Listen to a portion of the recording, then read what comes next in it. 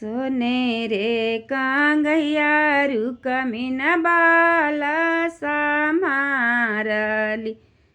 माहे आंगनमा भैली खड़ माहे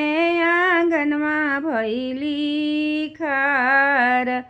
आमा के छतिया में दालक पड़िए गईल अब रुकमिन भैली से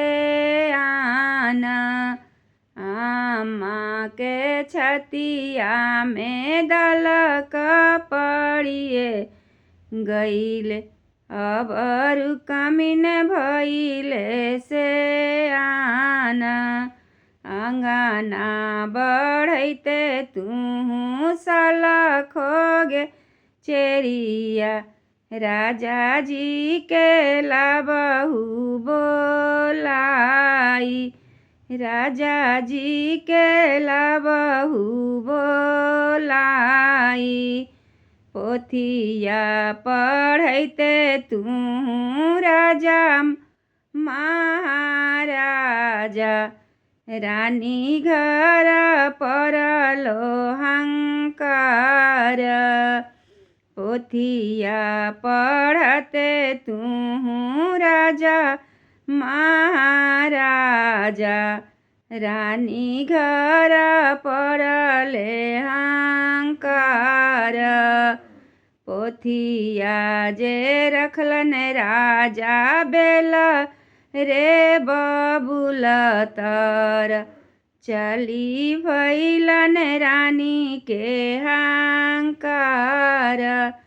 चली भैलन रानी के हंकार किया तोहरो रानी हो या ना धाना थोड़ा भइल किया तोहर परलो विपत्ति किया तोहर परलो विपत्ति नहीं मोरा राजा हो अनाधाना थोड़ा भइल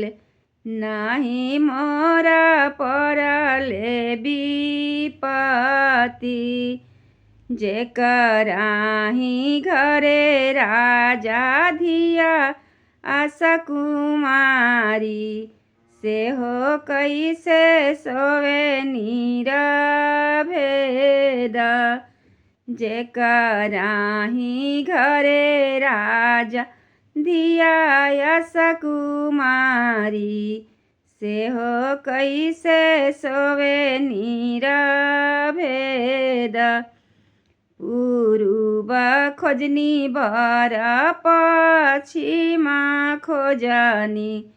खोजनी उड़ीसा जगन्नाथ खोजनी उड़ीसा जगन्नाथ रुकमिन जोगरानी बर नहीं मिलले अब रुकमिन रही हैं कुमारी अब रुकमिन रही हैं कुमारी सीधे सड़क पापा घोड़ा दौड़ाब चली जाहू मथुरा नगर